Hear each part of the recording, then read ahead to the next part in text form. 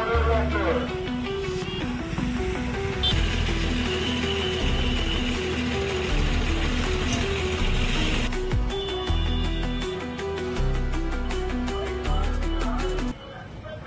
आरंभ मराठीमध्ये आपलं स्वागत आहे।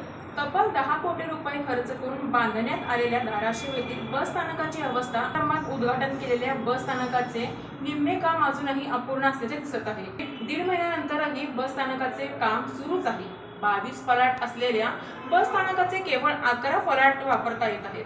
बस स्थानकाच्या आवारात काँक्रिटीकरण न केल्यामुळे बस स्थानकात अक्षरशः तळी साचली आहे। यामुळे बसमध्ये चढताना आणि उतरताना महिलांना आणि वृद्धांना मोठी कसरत करताना उतरावे लागत आहे। बस स्थानक परिसरात तब्बल 2 फूट पाणी साचल्यामुळे बस चालक आणि वाहतूक यांनाही मोठी कसरत करावी लागत आहे। 10 कोटी रुपये खर्च करून बस स्थानकात भली मोठी इमारत बांधली, परंतु पायाभूत सुविधांचीही वाढवा असल्यामुळे सामान्य प्रवाशांचे मोठे हाल होत आहेत।